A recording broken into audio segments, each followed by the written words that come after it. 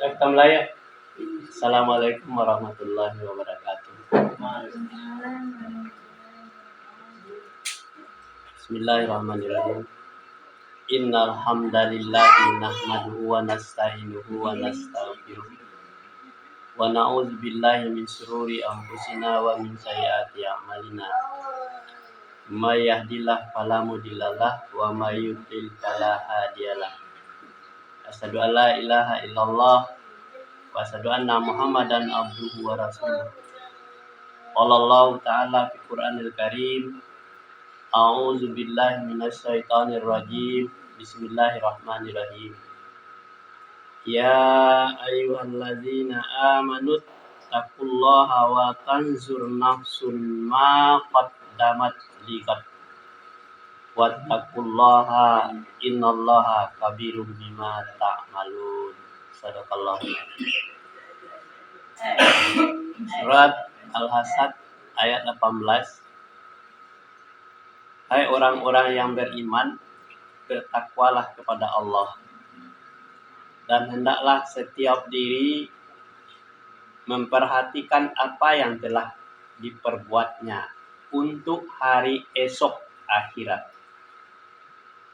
Dan bertakwalah kepada Allah, sesungguhnya Allah Maha mengetahui apa yang kamu kerjakan.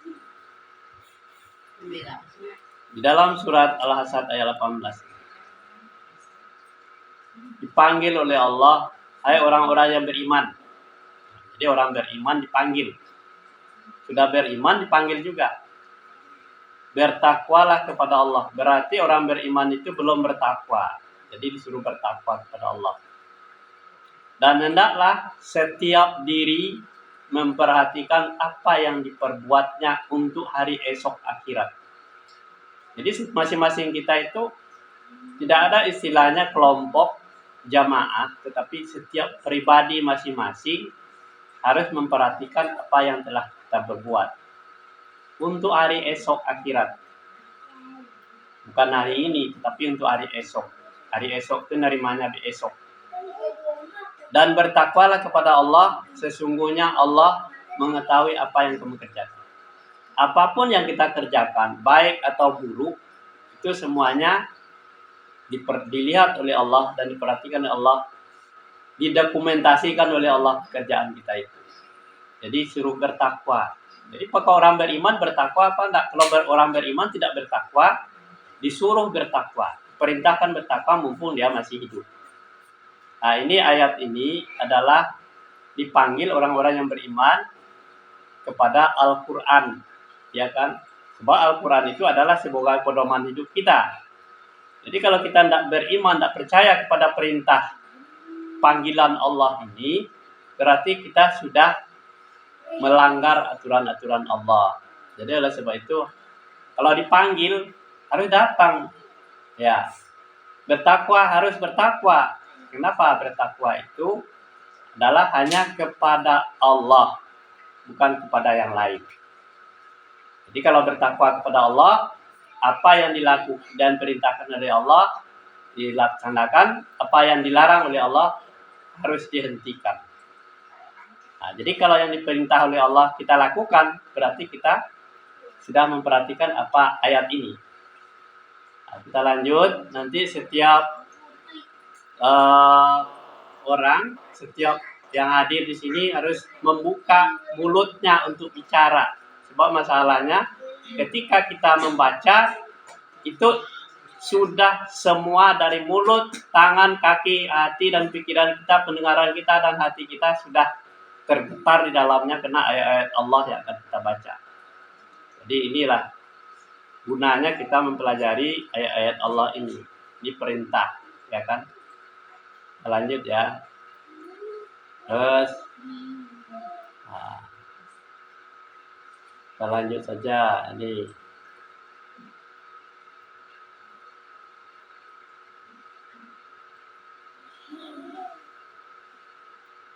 ada kita sudah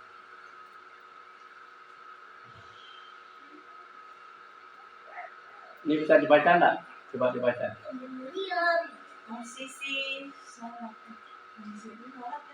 Ya, dibaca. Kata kuncinya subhan, syukur, bimbingan, ketahanan iman. Renungan doa dalam hati tidak boleh diucapkan. 1. Syukur, wahai Allah, aku bersyukur atas semuanya nikmat-Mu.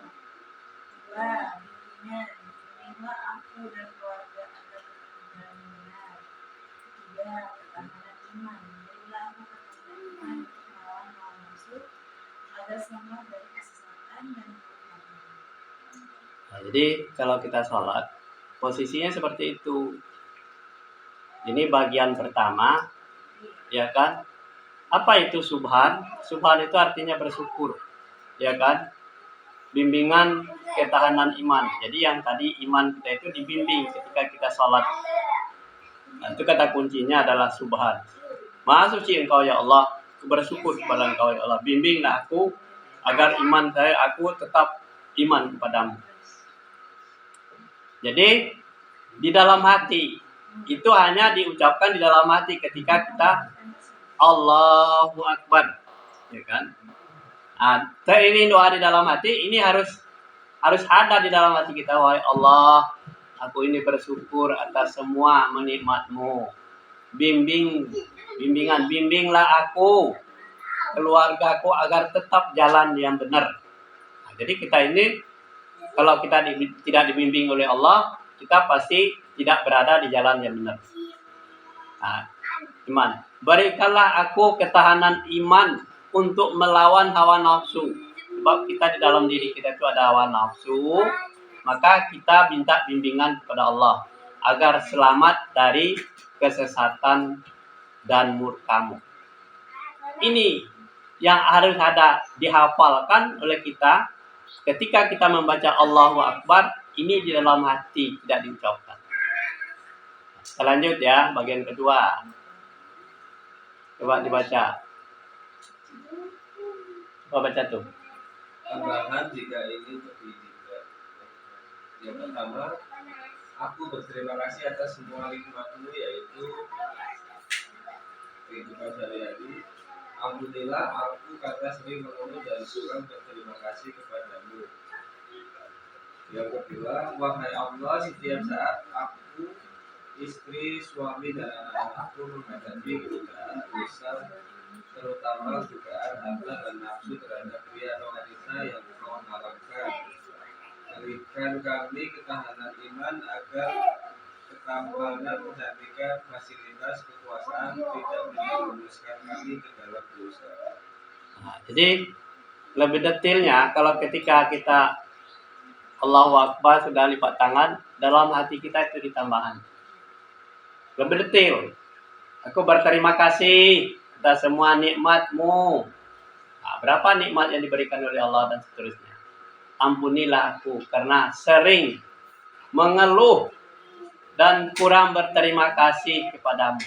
Jadi kalau kita mengeluh, berarti kita tidak terima apa yang diberikan oleh Allah. Itu mengeluh namanya. Kurang tidak berterima kasih kepada Allah. Jadi orang mengeluh, susah saya hidup gini. Pikiran kita saja. Tetapi kita harus berterima kasih kepada Allah. Apapun yang diberikan oleh Allah harus kita terima dengan sabar. Wahai Allah, setiap saat aku, istri, suami, anak-anakku menghadapi godaan dosa. Bayangkan aja. Setiap saat. Nah, jadi iblis itu kerja dia. Kenapa kerja iblis itu? Ya kan? Istri, suami, anak-anakku menghadapi godaan dosa. Itu kerja iblis. Terutama godaan harta dan nafsu. Setiap pria wanita yang Engkau haramkan, berikanlah kami ketahanan iman agar ketampanan, kecantikan, dan fasilitas kekuasaan tidak menjerumuskan kami ke dalam dosa. Ini kita harus belak-belakan dengan Allah menyatakan ini. Kenapa? Semua yang kita pertahankan, ketampanan, kecantikan, fasilitas, kekuasaan, jangan sampai menjerumuskan kita ke dalam dosa. Ini maksudnya. Jadi ketika kita itu lebih detailnya seperti itu. Kita lanjut. Kita rukuk. Siapa yang baca? Yang belum? Rukuk. Kami dunia turut tunduk lutut. Satu, tunduk. Wahai Allah, aku tunduk melukuk pada kehendakmu. Aku bertasbih dan menyerahkan hidup mati, sehat, sakit, kaya, miskin, dan semua persoalan kepadamu. Menurut pada semua perintahmu, ampuni dosa-dosaku, tambahan wahai Allah, aku mempunyai masalah itu. Bla dua, wahai Allah, aku ikhlas tidak mengeluh dan masalah tidak pernah mengeluh itu karena Jadi ketika kita ruku, ya ini terapi salat kita ini. Kita ruku agak lama sedikit, ya kan? Artinya ruku itu tunduk menurut, ya, mau diapain, mau oleh Allah kita menunduk. Tidak ada kita melawan atau kita tunduk itu. Jadi tunduk, wahai Allah, ketika kita tunduk itu, aku tunduk membungkuk kepada kehendakmu. Karena Allah itu memberikan fasilitas semuanya sama kita, memberikan harta, kekayaan, fasilitas hidup, makanan, minuman, udara yang itu kita tunduk. Karena Allah lah yang memberikan semuanya. Kita bertasbih dan menyerahkan hidup mati, sehat, sakit, kaya, miskin.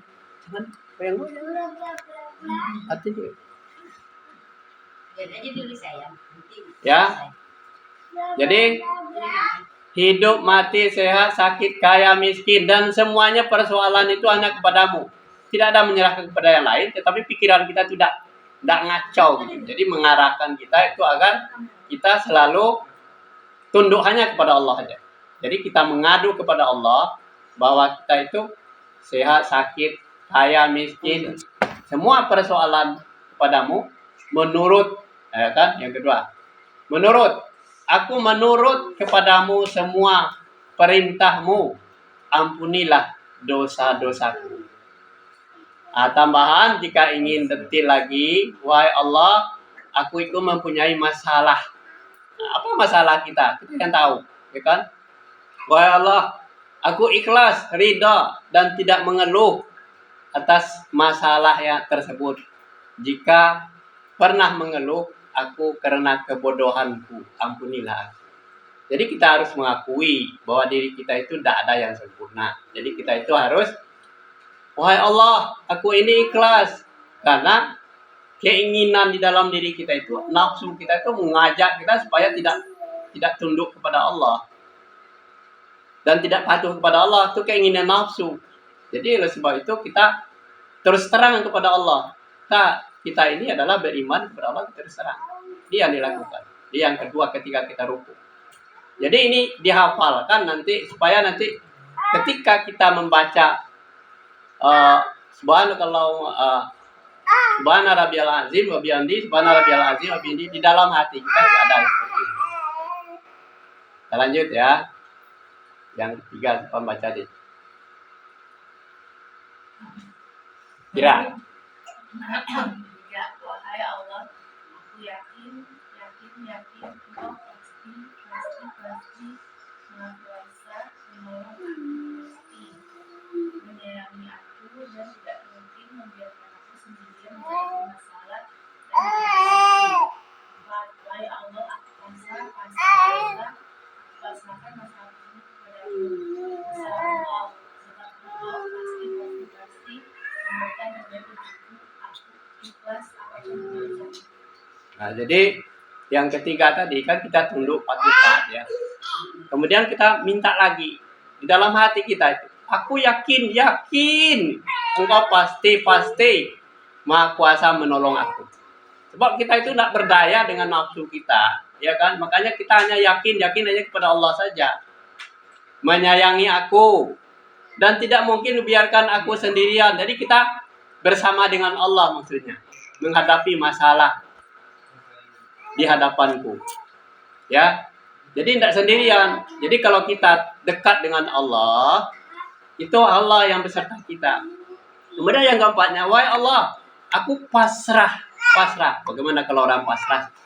Pasrah itu mau diapain aja, ya kan? Pasrah. Aku pasrah masalah tersebut kepadamu. Jadi terserahlah kepada Allah.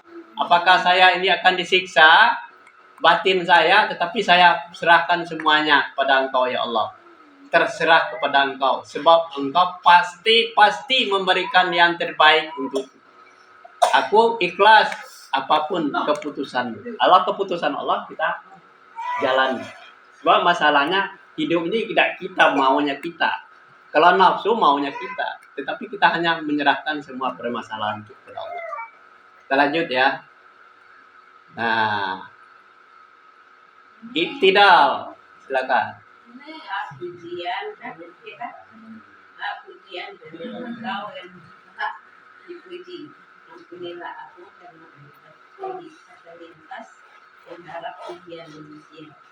Takdir Allah semua yang terjadi, takdirmu akan ridho dan ikhlas menerimanya.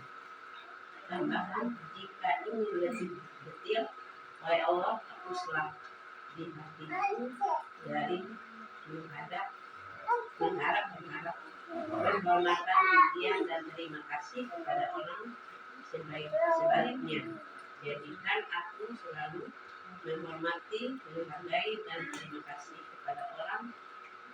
Kuatkan kesabaranmu terhadap cacian dari kezaliman orang.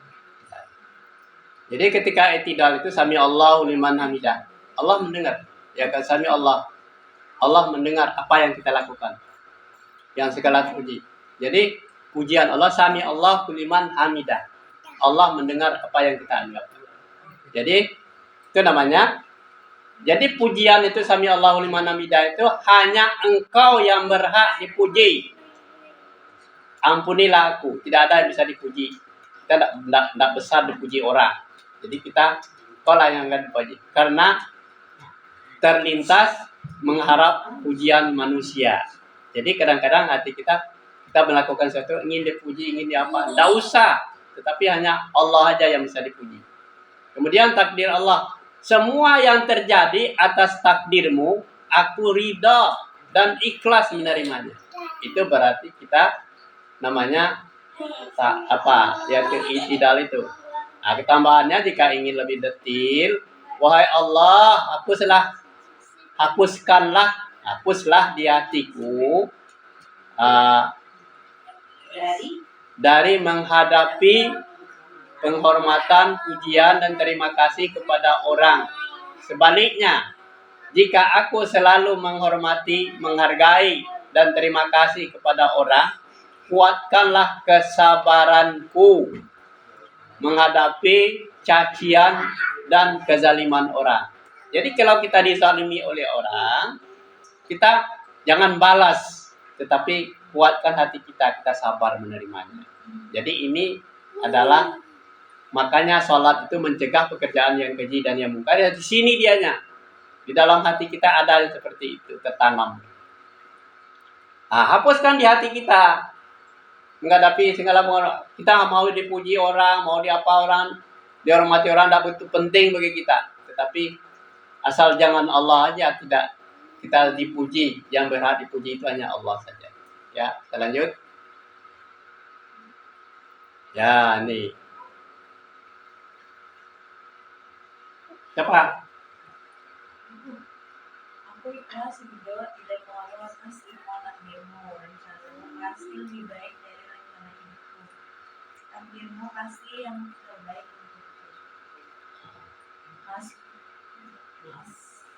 untukku. Masjid. Maaf, sinar jiwa dan raga. Maafkan dosa-dosaku, Bapak Ibu dan keluargaku. Sinarilah hati, lidah, mata dan telingaku agar selalu berkabar yang Engkau ridhoi. Tiga, jiwa dan ragamu, paksamu, aku seorang yang sakit, kayak Jadi yang nomor 2 itu lanjutan dari yang tadi. Aku ikhlas. Jadi makna ikhlas, ridha, tidak mengeluh. Apapun yang ada menimpa diri kita tidak mengeluh. Kenapa? Kita takut kalau kita mengeluh, nanti kita berdosa, itu masalahnya. Atas semua takdirmu. Kalau Allah memberikan cobaan kepada kita adalah ujian kita. Ujian untuk iman kita. Rencanamu seperti apa? Terima. Lebih baik daripada rencanamu. Rencanamu Allah itu lebih baik dari rencanamu. Takdirmu pasti yang terbaik untuk. Kenapa? Ketika kita diuji, kesabaran kita kadang tidak sabar. Jadi di sini masjid itu adalah tempat sujud, ya, tempat sujud. Ketika kita sujud itu kan sinar jiwa dan raga. Ada sinar jiwa dan raga kita. Jadi maafkan dosa-dosaku, bapak, ibu, dan keluargaku. Jadi kita minta maaf ini kepada siapa? Kepada Allah.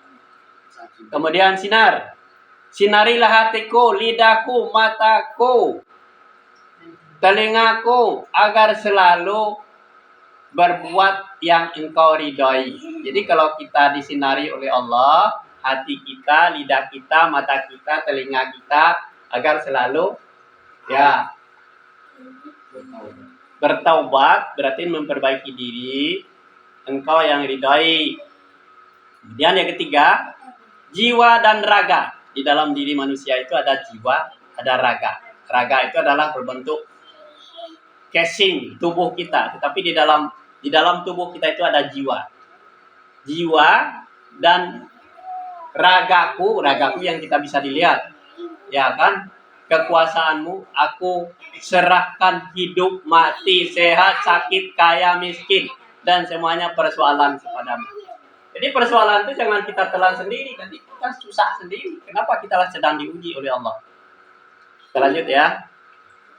Yang penting kita paham. Tambahan. Terus silakan. Tambahan, jika ingin berhasil, satu, wahai Allah, punyalah aku. Berilah aku istri, suami, dan anak-anakku. Juga murni ibu aku. Lebih-lebih yang penuh diganggunya.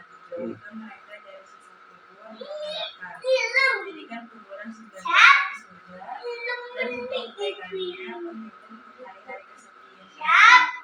Jika dalam pandanganmu ada kebaikan pada diriku, jadikan kebaikan itu bagian dari pahala yang terbaik untuk ibu bapakku dan semua orang yang berjasa mengantarkan aku sampai aku menjadi orang yang seperti saat ini.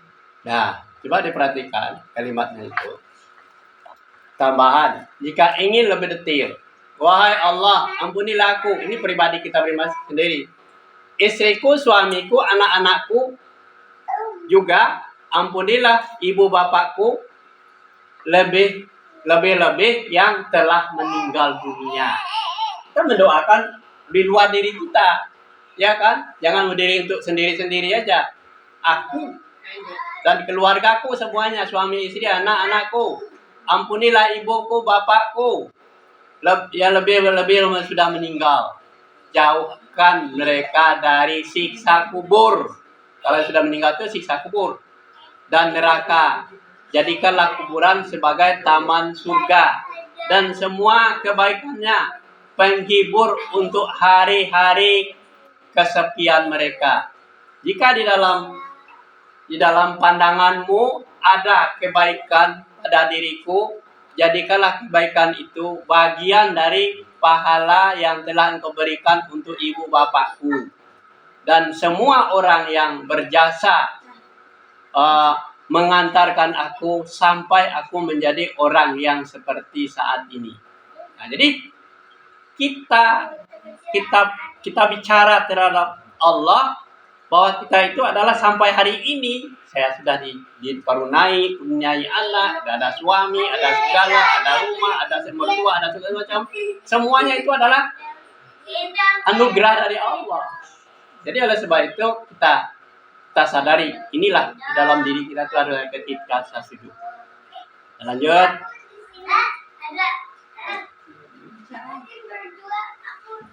Berikanlah cahayamu untukku, istri dan anak-anakku agar hatiku bersih dari iri dan dengki. Semua perkataan kami benar, menyenangkan dan menyemangati orang, serta telinga kami peka terhadap Al-Quran dan panggilan azan. Lanjutkan doa seperti pada posisi rukuk nomor 1 sampai 4 dan kaitkan dengan DMA. Ada itu ya, nanti kita lanjut. Jadi yang nomor 2 ini, berikanlah cahayamu. Cahayamu itu adalah Allah. Kalau kita memberikan install diri kita dengan Al-Quran yang tadi, yang kita baca tadi, ya kan, sebagai pedoman istri, suami, dan anak-anakku, agar hatiku bersih dari iri dengki dan semua perkataan kami benar. Perkataan kami benar. Jadi kalau bersih dari iri dan dengki, apa yang kita katakan benar, menyenangkan dan menyemangati orang, serta telinga kami peka terhadap Al-Quran dan panggilan azan. Itu harus tersentuh hati kita. Ketika azan datang, Al-Quran dibaca, kita tersentuh hati kita. Itu berarti disinari oleh Allah. Itu cahayanya. Lanjutkan dosa seperti ya, posisi ini ada kita dosa. Kita lanjut ya, nanti kita rekamannya bisa dibaca. Terus ketika kita duduk antara dua sujud, yang baca. Kita ada duduk dulu antara dua sujud, kita salah putus. Kita kadang-kadang kan tidak tahu. Baca nih. Mudah-mudahan kalau ini lebih detail, wahai Allah, ampuni dosa-dosa. Kasihilah aku, cinta aku, jadikanlah hidupku penuh kasih bersama keluarga semua manusia. Kasihanilah aku yang bekerja keras untuk keluarga, juga telah memeras keringat dan air mata, melintasi masalah dan harapanku. Nah, jadi ketika duduk antara dua sujud, kita lagi baca tahiyat ya, tahiyat itu tambahan. Kalau ingin lebih detail lagi, wahai Allah, ampunilah dosa-dosa. Yang bisa mengampuni dosa itu hanya Allah saja. Kasihanilah aku, kasihilah aku, cintailah aku. Kalau Allah sudah ngasihi kita, sudah mencintai kita, jadikanlah hidupku penuh kasih bersama keluarga semua manusia. Jadi keluarga kita dan semua keluarga manusia yang lain, ya kan? Kasihanilah aku yang bekerja keras untuk keluargaku. Jadi kita bekerja keras, apakah yang kita lakukan ya? Mencari uang, atau membersihkan rumah, atau merawat anak, segalanya, membimbing anak, segalanya itu adalah bekerja keras. Kita harus tahan itu. Nah, juga telah memeras keringat. Kadang-kadang kita kesal dengan pekerjaan kita, jangan kesal. Kita ikhlas. Dan air mata, mengatasi masalah harapan. Harapan kita apa? Bahagia dunia dan akhirat. Tidak lain tadi. Lanjut. Dua, berilah cahayamu untukku, istri atau suami dan anakku, agar hatiku kami benar, menyenangkan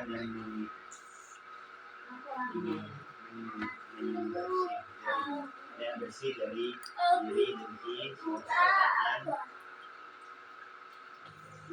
Empati orang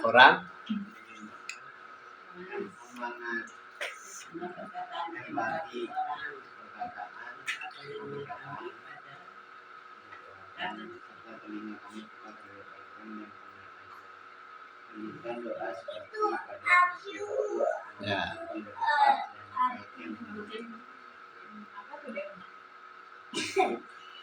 Ada itu DMH itu daftar daftar yang sudah dibuat, apa masalahnya setiap orang itu beda-beda, ya kan? Nanti kita lihat.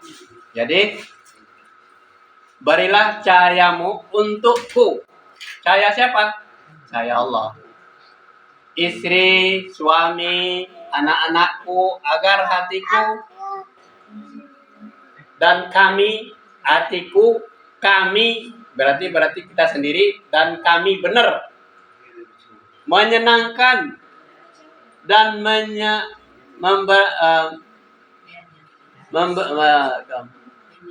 membersihkan diri dari iri, dengki, dan semua perkataan yang empati orang.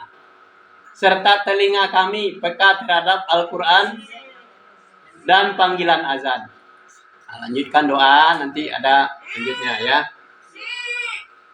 Lanjut baca.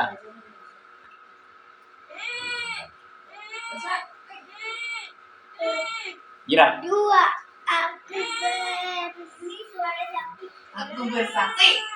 Aku Dua, bersaksi. aku bersaksi. Tiada Tuhan selain Engkau dan Muhammad adalah utusanmu. Jadikanlah syahadat pegangan untuk hidupku. Tiga, tawakal. Aku serahkan hidup mati, sehat, sakit, kaya miskin, semua orang kepadamu. Allah harus satu, jadikanlah aku, istri atau suami dan anak-anakku beramal seperti bagimu. Aku berharap di hari kiamat telah mendapatkan syafaat bagimu di surga. Engkau mempertemukan kami keluarga dengan nabi. Nah, ini perhatikan. Ini kesaksian ini kan garang terlupakan sama kita. Jadi asyhadu alla ilaha illallah wa asyhadu anna Muhammadar Rasulullah, kan itu bunyinya. Ya kan, bersaksi tiada Tuhan melainkan Allah dan Muhammad itu Allah, utusanmu. Jadikanlah syahadat yang kita baca itu, asyhadu alla ilaha illallah wa asyhadu anna Muhammadar Rasulullah, sebagai pegangan hidup. Ya kan? Pegangan dan penutup hidupku. Jadi orang ketika ada penelitian dari Ustadz Kamarudin di rumah sakit Yarsi, ya kan? Di rumah sakit Yarsi itu dia di Nerah rumah sakit Yarsi Cempaka Putih. Dia mengatakan 1.000 orang yang lagi sakratul maut yang bisa mengucapkan la ilaha illallah hanya 7%. 7% saja.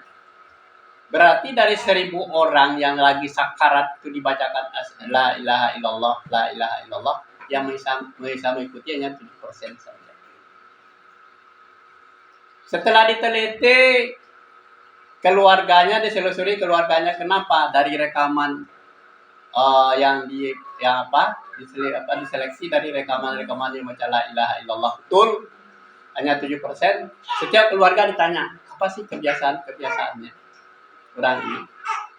Yang pertama, si fulan ini yang 7% tadi, dia salat dengan khusyuk. Nah, khusyuk salat. Jadi khusyuk salat itu artinya wusta, dalam pertengahan. Pertengahan artinya pada awal waktu dan tidak mendahului waktu. Itu namanya khusyuk. Panggilan azan tadi, dia sholat tepat waktu. Nah, itu wusta namanya ya. Sudah itu, yang kedua, si fulan ini biasa membaca Al-Quran. Biasa dia baca Quran terus. Yang ketiga, bersilaturahmi. Ya, silaturahmi, ngumpul dengan saudara-saudaranya, dengan teman-temannya untuk membicarakan, memperbaiki hubungan yang tadinya kurang bagus jadi bagus. Yang keempat, selalu tadarus Al-Quran, baca Quran tadi ya.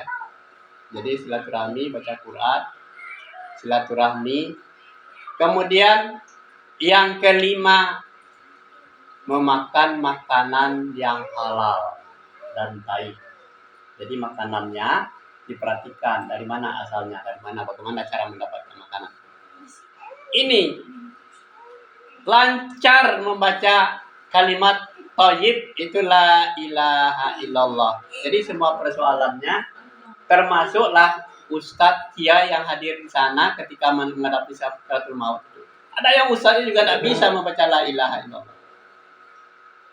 Ini penelitian Ustaz Kamarudin. Jadi dari 1000 orang yang sakratul maut diajarkan la ilaha illallah hanya 7%, berarti 70 orang. Berapa banyaknya orang yang tidak bisa mengucapkan kalimat tauhid itu? Kalimat thayyib itu. Di kalimat tauhid berarti ada Tuhan melainkan Allah, la ilaha illallah, tidak bisa dihafal. Tapi harus diimplementasikan dalam kehidupan sehari-hari. Apa kehidupan sehari-harinya? Kita salat khusyuk, membaca Al-Quran, ya kan, bersedekah, sudah itu bersilaturahmi, kemudian menjaga makanan anak-anak kita dari yang baik, jangan sampai makanannya bermasalah. Kemudian diberikan makanan yang haram. Tambahan, jika ingin lebih detail lagi, jadikanlah aku, istri, suami, dan anak-anakku berakhlak seperti nabimu. Aku berharap di hari kiamat kelak mendapatkan syafaatnya. Dan surga yang engkau pertemukan kami keluarga dengan Nabi. Jadi semuanya doa kita ini bukan untuk diri kita sendiri, tapi untuk keluarga kita dan orang-orang telah temukan dengan kita. Termasuk nabi-nabi, kita bersama dengan nabi kan enak. Lanjut. Nah, jadikanlah semua syahadat menambah daya diriku. Hilang kemasanku, penyemangat kerja dan menguatkan imanku. Jadikanlah la ilaha illallah akan lahirku ketika malaikat dizikir dicabut nyawa. Lanjutkan doa seperti posisi duduk. Wahai Allah, sekarang aku lebih bahagia. Aku akan menoleh ke kanan dan ke kiri. Berikanlah kemudahan hidupku, kesuksesan dan kebahagiaan semua orang di sebelah kanan dan kiri. Assalamualaikum warahmatullahi wabarakatuh. Nah, ini yang terakhir ya bagi kita. Jadikanlah syahadat penambah cahaya diriku, penghilang kecemasanku, penyemangat kerjaku, dan penguat optimisku. Jadikanlah la ilaha illallah kata yang terakhir ketika malaikat Israel mencabut nyawaku. Nah, itu seperti yang tadi penelitian Ustaz Kamarudin. Dia mengucapkan la ilaha illallah itu kalimat terakhir ketika malaikat Israel mencabut nyawa. Kemudian lanjutkan doa di posisi apa? Kemudian wahai Allah, sekarang aku lebih bahagia. Jadi dengan apa kita melepaskan semua keinginan kita, kita bahagia. Aku akan memperoleh ke kanan dan ke kiri. Berikanlah kemudahan hidup dan kesuksesan dan kebahagiaan semua orang. Dan sebelah kanan dan kiriku. Assalamualaikum warahmatullahi wabarakatuh. Kita tutup dengan assalamualaikum kanan sebelah kiri. Ini doanya. Kalau kita tidak paham ini, kita asal-asalan salatnya. Jadi oleh sebab itu kita harus mantapkan diri kita itu. Kita hafal. Ini ada rekaman. Ya, kita tutup dulu dengan membaca Alhamdulillahirabbil alamin. Assalamualaikum warahmatullahi wabarakatuh.